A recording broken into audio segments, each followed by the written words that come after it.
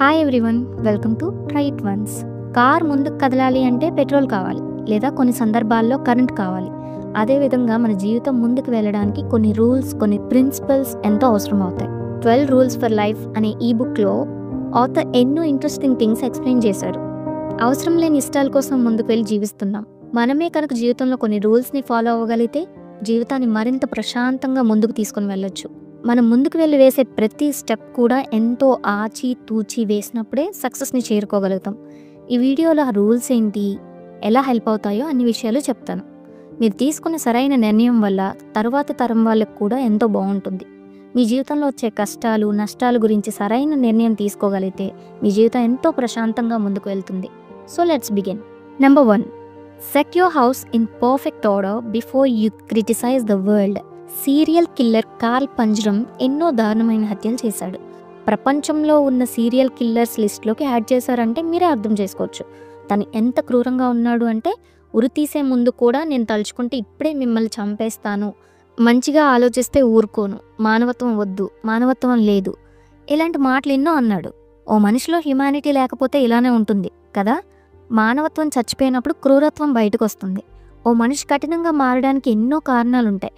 అలానే ఈ కిల్లర్ ఇలా మారడానికి చిన్నప్పుడు ఎన్నో సంఘటనలు అందరూ తిట్టడం, ఇబ్బంది పెట్టడం, ఏడిపించడం జరిగేది. ఇన్ని జరిగినప్పుడు కొన్ని రోజులు బాధపడతాం, ఆ తర్వాత ఓపిక నశిస్తుంది, మనలో నిర్లక్ష్య కోణం బయటకు వస్తుంది. అదేవిధంగా ఈ కిల్లర్ విషయంలో జరిగింది. మన జీవితంలో జరిగే విషయాలకు మనం 2 విధాలుగా రియాక్ట్ అవ్వచ్చు. జరిగిన విషయంలో చెడును మాత్రమే చూస్తే చెడుదారిలో వెళ్ళడం జరుగుతుంది. జరిగిన విషయాల వల్ల మళ్ళీ అవి రిపీట్ చేయకూడదు అని అనుకొని గెలవాలి అనే కసితో ముందుకు వెళ్తే సక్సెస్ అవుతాం. మనం ఆలోచించే దాన్ని బట్టి మన జీవితం ఉంటుంది అనడానికి ఇదే బెస్ట్ ఎగ్జాంపుల్. చిన్న వయసులో ఏది కరెక్టో ఏది రాంగో తెలియదు. చెడ్డదారిలో వెళ్ళడానికి ఎక్కువ ఛాన్సెస్ ఉంటాయి. మనసు గాయపడడానికి కూడా ఛాన్సెస్ ఉంటాయి. మన చుట్టూ ఉండే వాతావరణం మనల్ని ఎంతగానో ఇంపాక్ట్ చేస్తుంది. పిల్లల్ని అదుపులో ఉంచాలి. కోప్పడటం, భయపెట్టడం అయితే కరెక్ట్ కాదు. Number 2, don't let your children to do anything that makes you dislike them. Author ఈ బుక్లో ఇంట్రెస్టింగ్ విషయాల గురించి పంచుకున్నాడు. పిల్లలతో విసిగిపోయిన ఓ ఆవిడ తన కొడుకుని ఫ్రిడ్జ్లో పెట్టేసింది. అలాంటి వారు ఉంటారా ఏమో చెప్పుకోలేము కదా. తర్వాత ఆమెకు శిక్ష పడింది. అంత కఠినంగా ఎలా ఉండగలిగింది? దీనివల్ల ఆమె ఏం సంపాదించగలిగింది? ఇంకొక పర్సన్ తన కొడుకు చేసిన విషయాలకు విసిగిపోయింది, మార్చడానికి ట్రై చేసింది, మళ్ళీ ట్రై చేసింది. అప్పటి నుంచి డిసిప్లైన్గా పెంచడం మొదలుపెట్టింది. ఇక్కడ వీళ్ళిద్దరిలో ఎవరు గెలిచారో మనకు అర్థమైంది.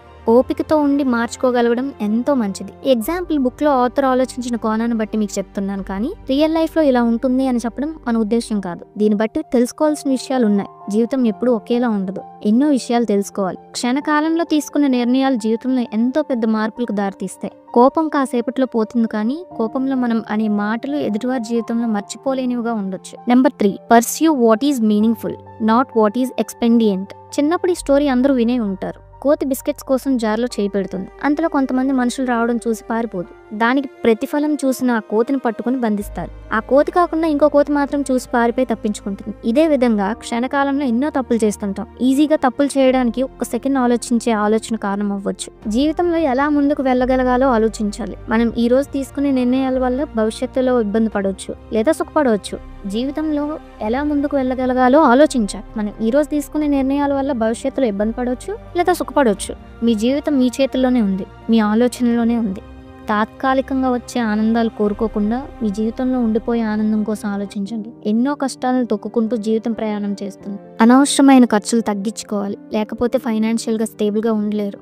మనలో చాలా మందికి వచ్చే అసలు సమస్య డబ్బు.